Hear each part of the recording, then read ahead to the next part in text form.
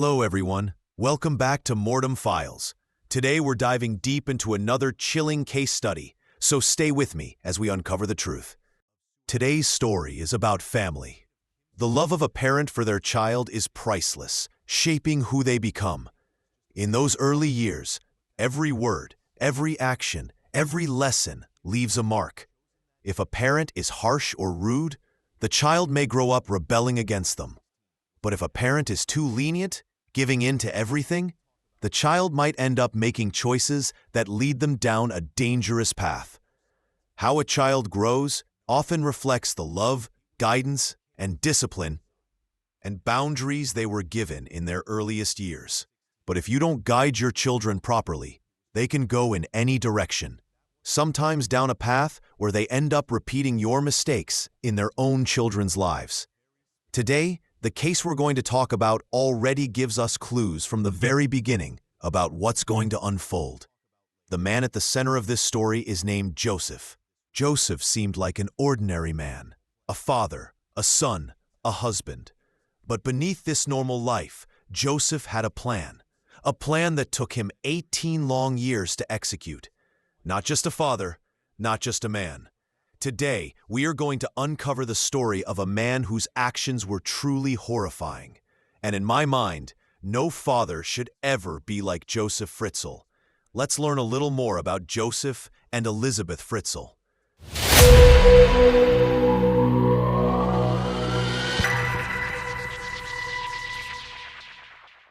Joseph Fritzl was born on April 9, 1935, in Austria. Looking at pictures of him as a child, you wouldn't suspect anything, but his early life was far from normal. He was born into a troubled environment. Joseph's mother, Maria, was mentally unstable, and her first husband had left her because he believed she wouldn't be able to have children. And to prove that he had no problems and that he wasn't incapable, Maria's husband hired 3 houseworkers in their home.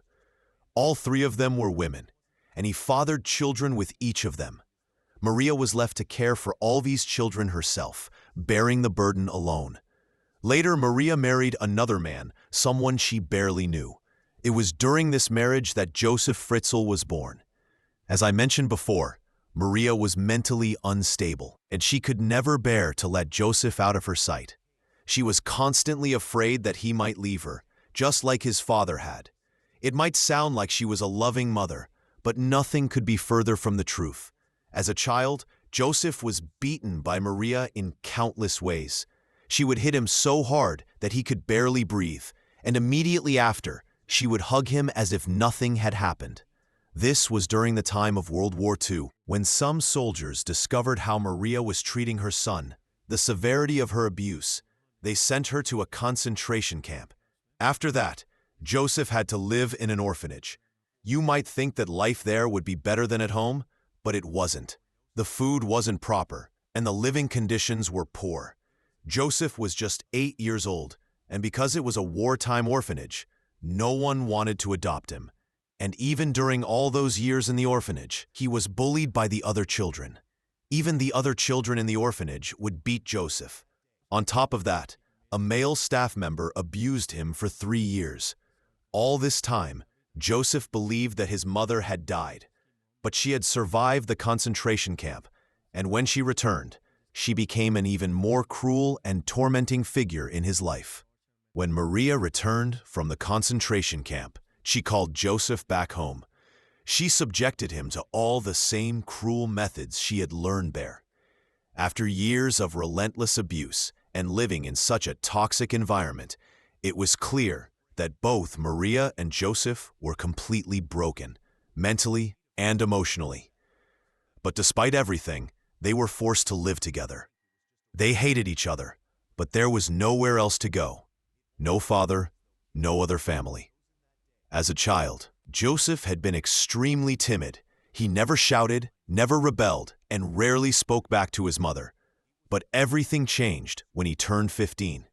His personality shifted drastically. He could no longer endure his mother's beatings and began to fight back. At that point, he stopped listening to anyone.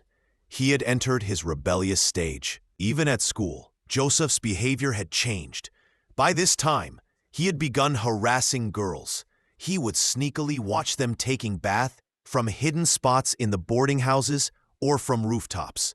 Sometimes he would spy on them in the dressing rooms, sometimes in the cafeteria, and occasionally even in the girls' bathrooms.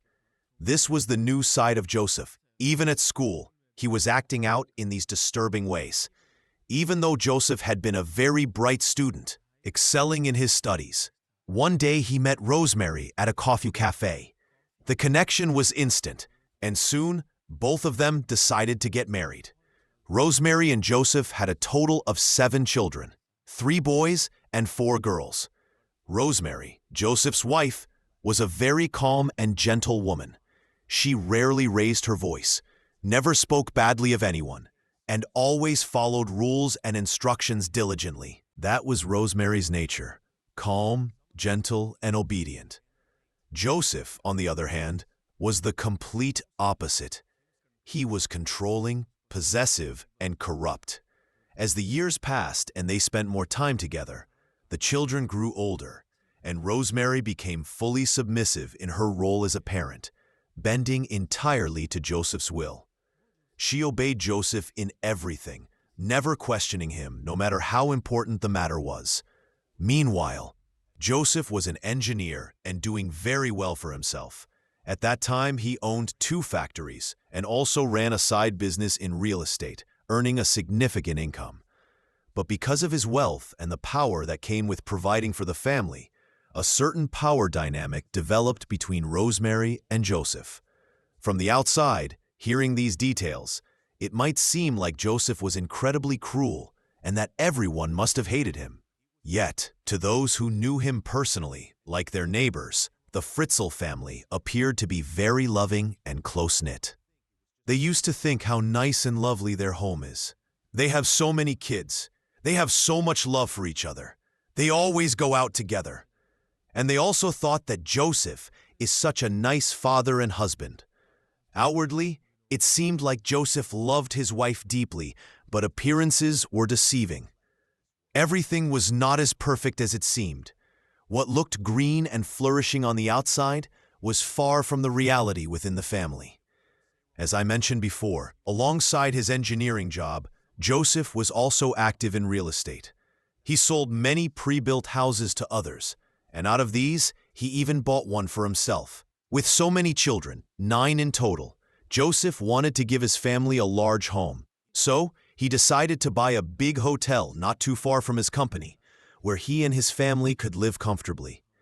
And as you can see, since it was a hotel, there were many rooms and it offered plenty of space for the family. But before moving in, Joseph had the hotel renovated to make it feel more like a home. He even made specific modifications to the building, tailoring it to suit the family's needs. Or at least, that's what it seemed on the surface. Joseph had obtained permission to create a working space in the basement of the house, investing all of his savings into it. From the very beginning of construction, no one was allowed to enter this underground area. It kind of made sense at the time. Joseph's children were very young, and construction was ongoing in the basement, so restricting access seemed reasonable. But even Joseph's wife was not allowed to go down there. If anyone came near the door, Joseph would become furious and even hit them, whether it was his children or his wife. Among these children was a girl named Elisabeth Fritzl. Elisabeth, the 4th child, was born on April 6, 1966. She was a ray of sunshine for Rosemary. Elisabeth was calm and studious, excelling in her studies, and she got along very well with everyone around her. At the age of 15, when Elisabeth finished her compulsory schooling, she decided to join a course to become a waitress. She didn't want to continue her studies and wanted to start working on her own. Once her schooling was over, it was time for her to step out of the house and begin life independently. Moving out, in a sense, meant Elisabeth had to leave home. She had big dreams for herself, but she also cared deeply for her younger siblings. As you can imagine, managing a household for 9 people, 7 children in such a large house, was extremely challenging for Rosemary. Elisabeth often helped her mother with the household chores, and because of this, she was greatly loved and preferred among her brothers and sisters. Of all his children, Joseph showed the most affection toward Elisabeth. He was particularly obsessed with her. On multiple occasions, he would sneak into Elisabeth's room, coaxing and manipulating her. He would take her with him everywhere, keeping her close at all times. Of all his children, Elisabeth was the only one who received expensive gifts. The sneaking into her room and sleeping next to her all began when she was around 10 or 11. He was completely disconnected from his other children, paying them no attention. No one really knew what was happening between Elisabeth and her father behind closed doors. But because Elisabeth spent so much time with her father, she became disconnected from the rest of the world. The once playful and lively girl turned into a very reserved, quiet, and subdued young woman. Sometimes, when Elisabeth's friends came over to play or hang out, Joseph would always answer the door, and if even one boy was among her friends, he would yell at them, scaring the children away. He was truly obsessed with Elisabeth. I use the word obsessed because he literally chained her, all in the name of love. Claiming, "I am your father, I love you." He kept Elisabeth completely under his control, as if she belonged solely to him. Elisabeth ran away from home. She had grown weary of her father's control and chains, and that's likely why she tried to escape. But just 3 weeks later, the police found her at a friend's house. Her family was worried, but Joseph was terrifying to Elisabeth. His presence alone was enough to instill fear. It almost seemed as if Joseph was afraid that Elisabeth might tell someone what was happening. He made her promise that she would never try to run away again, ensuring that she would no longer dare to escape his control. Elisabeth was confronted by her mother, after which she returned to her waitressing course.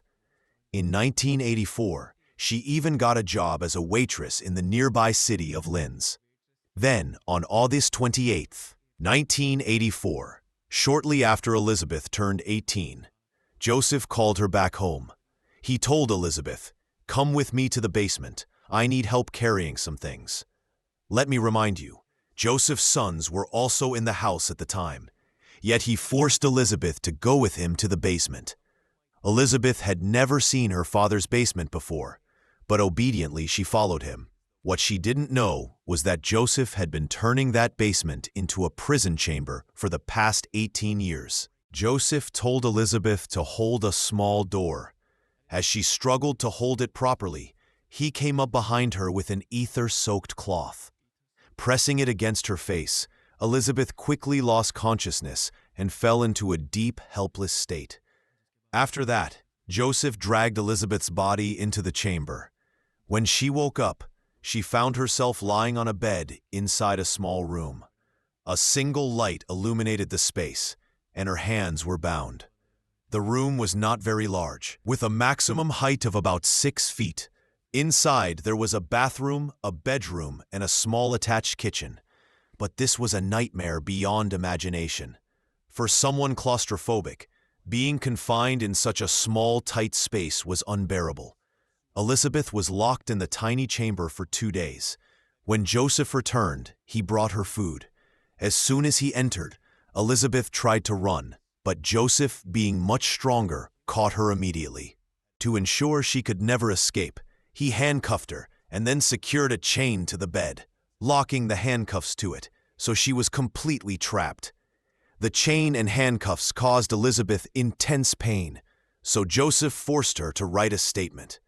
The first thing he made her write was a promise that she would never try to escape again.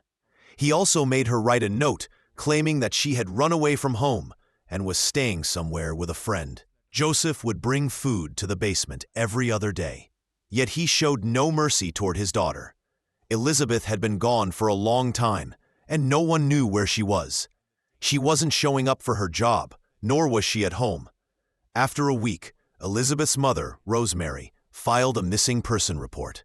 Joseph resisted every effort to find her, and you can imagine how tense this was. The search for Elisabeth began, but she wasn't found. What made it even stranger was that the police had no clues about where she could be.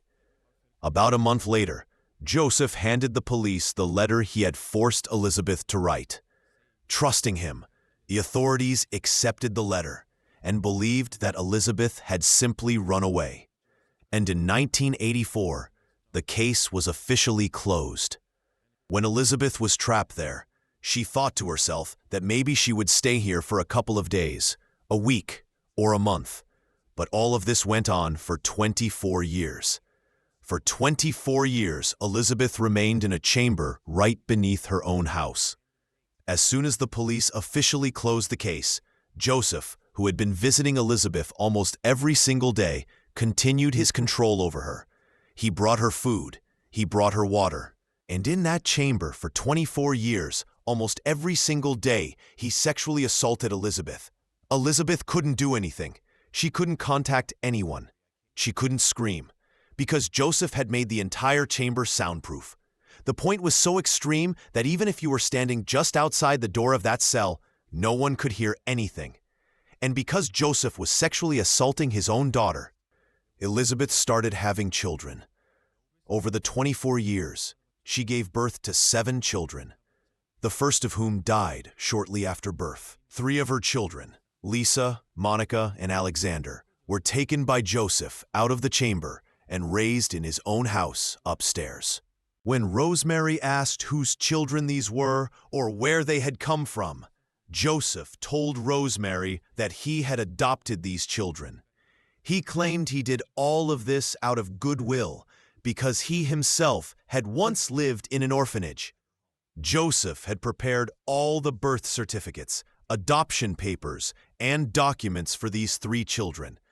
In the public eye, Joseph always wanted to appear as a good man from the very beginning. He was such a monster. Not only was he doing such things with his own daughter, things that no sane person could even imagine in their entire life, but he also forced Elisabeth to have children without providing any medical treatment. She had children with him, but when Elisabeth's 4th child was born, Joseph decided to expand the chamber. He forced Elisabeth and her children to dig and enlarge this chamber by hand. He wanted to enlarge the chamber to store food, so that if Joseph ever had to be away for weeks, at least Elisabeth wouldn't die of hunger. Elisabeth kept pleading with Joseph, saying, "Dad, please, at least let our children go upstairs. They need to see the world." But Joseph wouldn't budge. Instead, he agreed to give them entertainment, a TV, a radio, anything to distract them. So you might be wondering, while they were digging and expanding this chamber, why didn't they try to dig a way out? Well, Joseph had threatened Elisabeth and the 3 children living below. He said, "If any of you even attempt to escape, I will gas this entire place on you, and you will all die from suffocation." On top of that, all 4 of them were already terrified of Joseph, so none dared to disobey. So they quietly obeyed him. Every time Joseph came to assault Elisabeth in that chamber, she would ask him for small things, like books or pencils for her children, so that she could at least teach them something and give them a glimpse of the outside world. Elisabeth also begged Joseph for vitamins, knowing her children had never seen sunlight and were pale as snow. Whenever one of them fell ill, Joseph would first exploit Elisabeth, and only afterward would he begrudgingly bring medicine for the sick child. Keep in mind, during those 24 years, Joseph still had visitors, friends of his, friends of Rosemary, even neighbors would come over. In fact, the 3 rooms below Joseph's house were rented out. Yet no one ever heard a sound from the basement. There was only one tenant who occasionally heard noises coming from downstairs. Joseph gave him an explanation that the noise was just from a leaking pipe, and within a few weeks, he had that tenant evicted because he kept asking too many questions. For 24 long years, no one suspected that someone was living in the basement of that house, let alone that it was Elisabeth, his own daughter, who had gone missing 24 years earlier. And Joseph could carry out such atrocities on Elisabeth and her 3 children with complete control. In his life, Everything seemed to be going perfectly for him. He had been doing this for so long that he had grown extremely comfortable, and any fear that might have existed in his mind was completely gone after those 24 years. Joseph had gone on trips before, but in 2007, he went on a 3-week-long trip. He had already prepared for this in advance. Joseph had stockpiled enough food and water in the basement to last Elisabeth for 3 weeks, and even while going on this trip, he didn't indulge in pleasures with his wife. His focus remained cruelly divided. Upstairs, he had his wife. In the basement, his daughter. And outside, he had affairs with multiple women. But everything in Joseph's carefully controlled life was about to change very quickly. On April 19, 2008, Kristen, Elisabeth's eldest daughter, suddenly fell very ill. Until then, whenever any of the children had health issues, Elisabeth had always taken care of them herself. But this time, Kristen had fainted and her breathing had become very shallow. Elisabeth pleaded with Joseph, saying, "Please take her to the hospital, or our child will die." Miraculously, Joseph agreed to take her. Even Elisabeth was surprised, but she regained her composure. She carefully lifted her precious daughter and, for the first time, carried her out of the chamber. Then, as she was climbing the basement stairs with her daughter, Joseph suddenly stopped her and ordered her to return to the chamber, threatening that he would leave Kristen there otherwise. Silently, Elisabeth complied, worried for her daughter's safety, and agreed to his demand. To take Kristen, Joseph had called an ambulance and rushed her to Land's End Clinic and Amsden Hospital, where doctors discovered that she was suffering from a life-threatening kidney failure. At first, the doctors focused on stabilizing her condition, but then they suddenly realized, wait, what is this girl's name? When the doctors asked Joseph for the girl's name, he told them that he had found her on the street. According to his story, she was abandoned by the roadside with a note that read, "Please save my daughter. I don't have money for the hospital."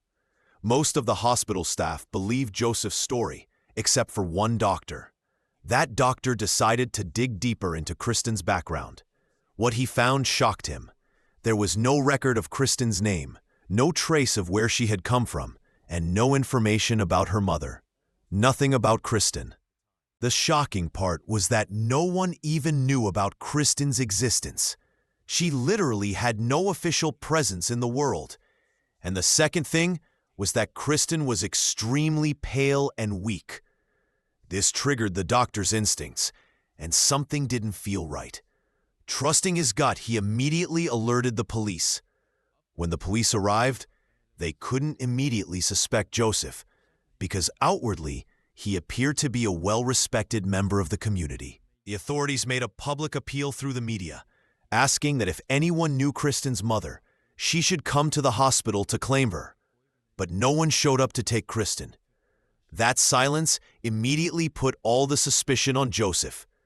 The police inspector connected Kristen's sudden appearance with Elisabeth's long-standing disappearance, and in 2008, Elisabeth's missing person case was reopened. The first thing that caught the police's attention was Elisabeth's written letter, which after all these years now seemed far too specific and oddly detailed, almost as if it had been carefully dictated. It seemed as if someone had forced Elisabeth to write that letter, especially because of the last line, where she pleaded that her mother shouldn't look for her. After all, why would a girl who had caused so much worry for her family write something like that? Meanwhile, back in the house, Elisabeth realized Kristen's health was deteriorating. She begged Joseph, "Please, let me see my daughter one last time." Finally, after all those years, Joseph allowed Elisabeth and her 2 sons to leave the chamber. After 24 years, it was the very first time that Elisabeth's 2 sons stepped outside and saw the world. They were finally free. But Elisabeth's mind was elsewhere. She rushed with Joseph to the hospital, desperate to see her daughter. When she finally reunited with Kristen, the doctors immediately alerted the police again, sensing something was wrong. The police arrived and arrested everyone present, including Joseph and Kristen. They began questioning Elisabeth, but she remained silent, refusing to speak. The doctors intervened, arguing with the police, because all of them, Elisabeth, Kristen, and the boys, were so pale and weak that their health was at serious risk.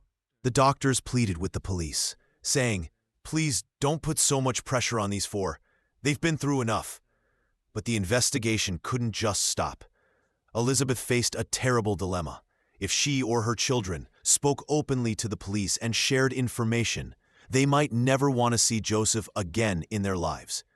It was a heartbreaking choice between seeking justice and protecting their fragile emotional world. The police told her, "Okay, we will make sure that never happens." Over the next 2 hours, Elisabeth shared her 24-year-long story. She revealed how her father had started sexually assaulting her when she was only 11, and how Joseph forced her to write that letter. She explained that whenever Joseph wasn't satisfied with her, he would forcibly show her videos so that Elisabeth could learn new moves. He was expecting this from a literal child. Elisabeth was just 19 years old when her first child died. She didn't know anything about pregnancy or childbirth, and she had no guidance or support. All the children, growing up under Joseph's control, had witnessed their mother suffering every single time. They saw her pain, her struggles, and the helplessness she endured, shaping their childhood in ways that no child should ever experience, which mentally scarred them. So on 26 April 2008, 73-year-old Joseph Fritzl was finally arrested. The next day, Elisabeth, her 3 children, and Rosemary were put in mental care. The children appeared mentally fragile, and honestly, who could blame them after everything they had endured? The next day, on the 27th, the DNA test results came back, confirming the horrifying truth. All 3 children were indeed Joseph and Elisabeth's. Even the 3 children Joseph had claimed to have adopted were, in fact, also biologically Joseph and Elisabeth's. Then the case went on. But on what basis did Joseph fight? His wife, kids, and daughter told the police everything. DNA evidence was stuck there. But Joseph's lawyers thought the opposite. They said, "I did all this because I wanted to save my daughter. My daughter was mentally unstable since childhood, so that's why I did all this to her." And Joseph said, "I was almost ready to release her." Joseph's plan was to release Elisabeth, but in a way that would make her look good. Joseph had fabricated an elaborate story. According to him, Elisabeth had never left the cult in all those 24 years. In his version, he heroically found her inside the cult, rescued her, and brought her out, ignoring the brutal truth that Elisabeth had actually been abused there and had been forced to bear 3 children. This entire narrative was a carefully constructed fantasy designed solely to make Joseph appear like a hero in the public eye. Of course, things didn't go according to Joseph Fritzl's plan. Even after he was imprisoned, in his mind, he still believed that he hadn't done anything wrong, not to himself and certainly not to Elisabeth. His sense of denial and self-righteousness remained unshaken. Let me explain why I started with such a long background about what Joseph's mother did to him. If you look at the roots of Joseph's mind, the core of his problems, you'll see that all these issues trace back to his childhood, starting from when his mother used to beat him and leave him lying on the ground. Or sometimes she wouldn't even feed him, leaving him hungry for long periods. Somewhere deep inside, Joseph Fritzl was already broken as a child, mentally fractured at a very young age. That doesn't mean, however, that what he did to Elisabeth was ever justified or right. You know, just because he had this dark past, I'm just pointing out it all started there. But even after all that had happened, Elisabeth and her children still didn't gain their freedom. They were placed in a health camp, where even within the confines of the walls, they were kept confined again, because they didn't know how to function in the normal world and could potentially harm themselves or others. Ironically, after 24 years, when Elisabeth left one jail, she was put in another one. But at least with her, she was being treated nicely and she was getting the help that she needed. But with that, the story of Elisabeth Fritzl ends here. Stay safe, stay kind, and keep your eyes open and your secrets closer. I'll be back soon. Goodbye.